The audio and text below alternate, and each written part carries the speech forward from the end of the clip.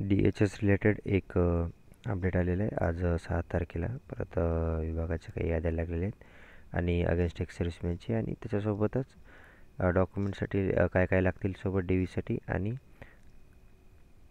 त्यांची D व्हीची date काय राहील ते पण आले. तर आज लागलेली आहे पुणेची. याच्या आधी अकोलाची पण लागली होती. मी लिस्ट ग्रुपवर टाकलेली आहे. सर्व लिस्ट तुम्हाला ग्रुपवर मिळून जातील, पण मी त्याचा व्हिडिओ वगैरे बनवला नव्हता. तर हे बघा, पुणेची आहे आज लागलेली. तर एकत्रच टाकलेले आहे त्यांनी एकाच लिस्टमध्ये. हे गव्हर्मेंट, प्रायव्हेट, मेल आणि फिमेल हे सर्व चारही पण एकाच लिस्टमध्ये टाकलेले आहे. त्याच्यामुळे याच्या काही सेपरेट लिस्ट नाही आहेत, तुम्हाला एकाच लिस्टमध्ये सर्व मिळून जाईल. तर हे आहे स्टाफ नर्स गव्हर्मेंट.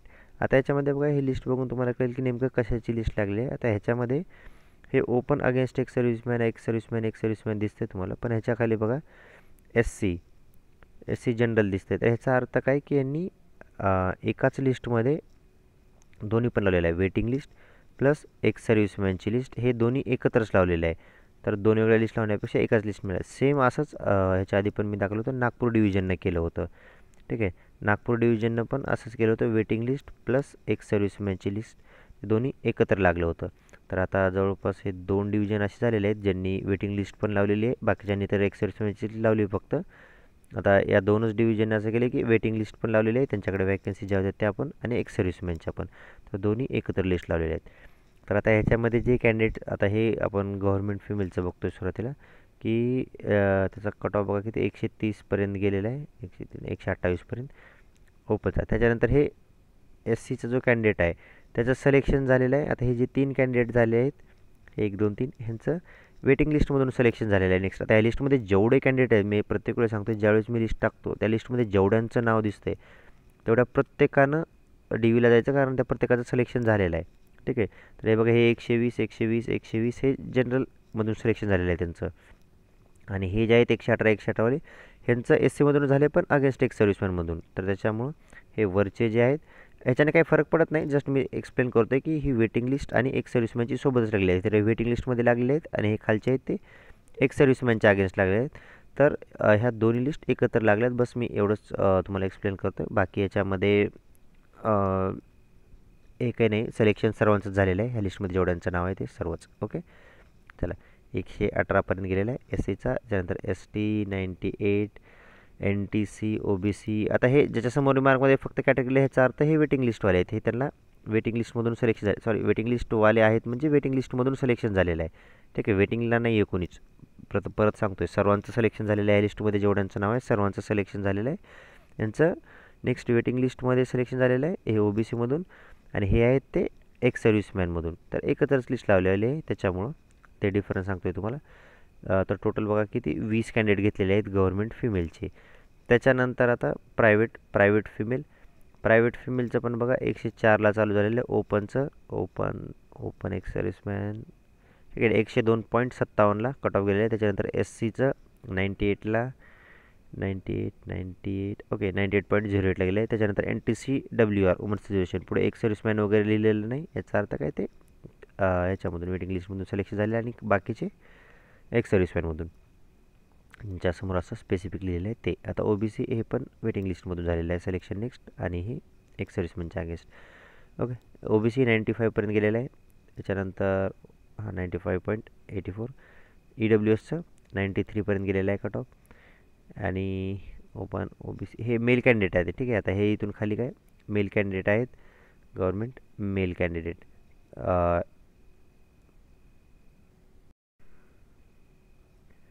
ओके, याच्यामध्ये 3च गव्हर्मेंट मेल कॅन्डिडेट घेतलेले आहेत. तर त्याच्यामध्ये ओपन 130, 104, 118. त्याच्यानंतर हे प्रायव्हेट मेल कॅन्डिडेट आहेत, 2च कॅन्डिडेट आहेत, एक ओपनचा आहे आणि एक एस सीचा आहे अगेन्स्ट एक सर्व्हिसमॅन. तर हे लिस्ट मी तुम्हाला सर्व लिस्ट ग्रुपवर टाकेन, सर्व ग्रुपवर तुम्हाला लिस्ट मिळून जातील या.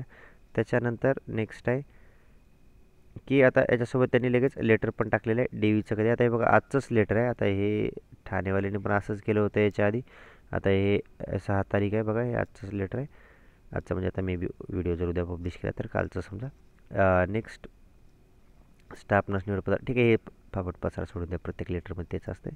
कधी परीक्षा झाली, काय झालं, संदर्भ हे ते द्या सोडून. नेक्स्ट याच्यामध्ये मेन इम्पॉर्टंट आहे की डेट कधी आहे डी व्ही. तर हे बघा 8 डिसेंबरला. आता एकच दिवस आहे आणि लगेच 8 डिसेंबरला डी व्ही आहे.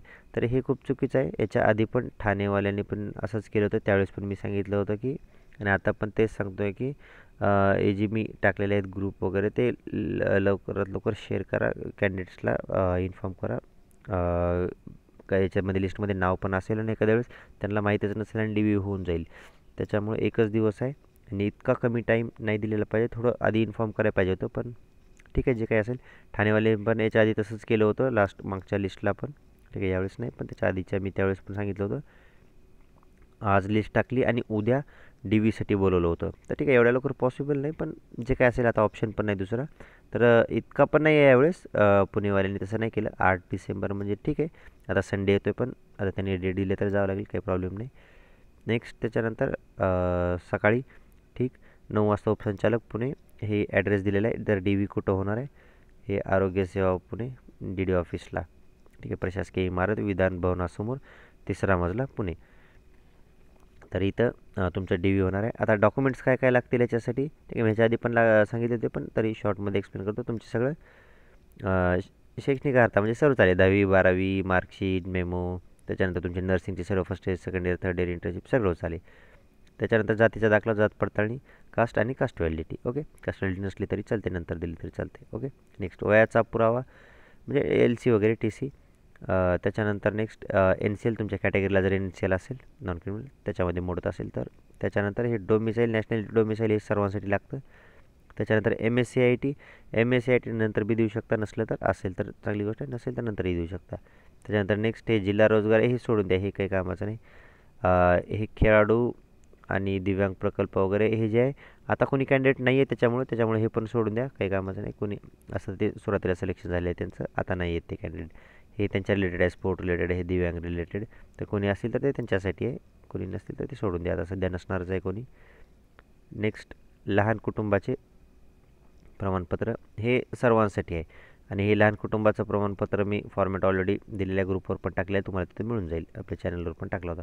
नेक्स्ट आवश्यक प्रमाणपत्र सोडून द्या, अनुभव प्रमाणपत्र कंपल्सरी नाही आपलं नर्सिंगमध्ये, सोडून द्या, काही गरज नाही. नेक्स्ट पत्त्यावर राहत असल्याचा पुरावा, आधार कार्ड काहीतरी द्या, काही प्रॉब्लेम नाही. फोटो, त्याच्यानंतर पासपोर्ट साईज फोटो असलेलं ओळखपत्र, आधार कार्ड पॅन कार्ड काही द्या. आर्थिकदृष्ट्या मागास म्हणजे ई डब्ल्यू एस सर्टिफिकेट, ज्यांचं ई डब्ल्यू एसमधून आहे त्यांनी ई डब्ल्यू एस सर्टिफिकेट लागेल. त्याच्यानंतर रजिस्ट्रेशन, पॅरामेडिकल काउन्सिलकडे रजिस्ट्रेशन झालेलं पाहिजे सर्वांचं. नेक्स्ट उमेदवारांनी फक्त आता पॅरामेडिकल काउन्सिललाच रजिस्ट्रेशन सर्वांनी करावं असं काही नाही.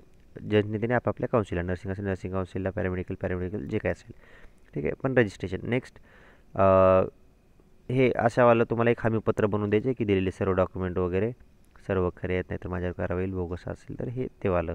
ठीक आहे, एक तुम्हाला असं हमीपत्र एक द्यायचे. त्याच्यानंतर कोणाचं नाव वगैरे बदललेलं असेल तर गॅजेट, इतर काही आवश्यक कागदपत्र असतील तर तेवाले. त्याच्यानंतर फॉर्म आणि हॉल तिकीटची प्रिंट आणि नर्सिंगचं रजिस्ट्रेशन. ओके, सूचना तेच दिलेलं आहे की लेट वगैरे आलं तर नंतर विचार केला जाणार नाही, किंवा सगळ्यात शेवटी विचार केला जाईल, 3 चार्ज देईल, त्याच्यानंतर रद्द. आता नेक्स्ट आहे, ठीक आहे, हे पुण्याचं आहे. सेम अकोलाचं पण मी टाकलेलं ग्रुपवर टाकलेलं आहे सर्व, पण फक्त जस्ट मी व्हिडिओ बनवला तर आता जस्ट दाखवतो तुम्हाला. अकोलावाल्यांचं 9 तारखेला आहे सोमवारी. ठीक आहे, त्यांचा पण ॲड्रेस अकोला, हे अकोला डिव्हिजनचं आहे. ओके, हे पुणे डिव्हिजनचं नाही, हे अकोलाचं आहे. याच्यामध्ये हे पत्ता इथंच दिलेला आहे. कार्यालय उपसंचालक आरोग्य सेवा अकोला मंडळ, अकोला प्रादेशिक आरोग्य भवन, जिल्हास्तरीय रुग्णालय परिसर अकोला.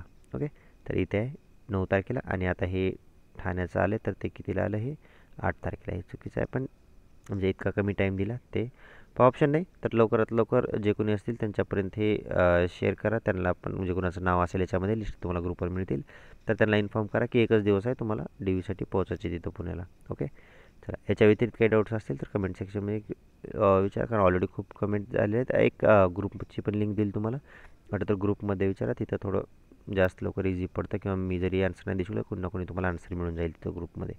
ओके, चला, काही आन्सर डाऊट असतील याच्या व्यतिरिक्त तर ग्रुपची लिंक आहे डिस्क्रिप्शनमध्ये, तिथे मिळून जाईल तुम्हाला.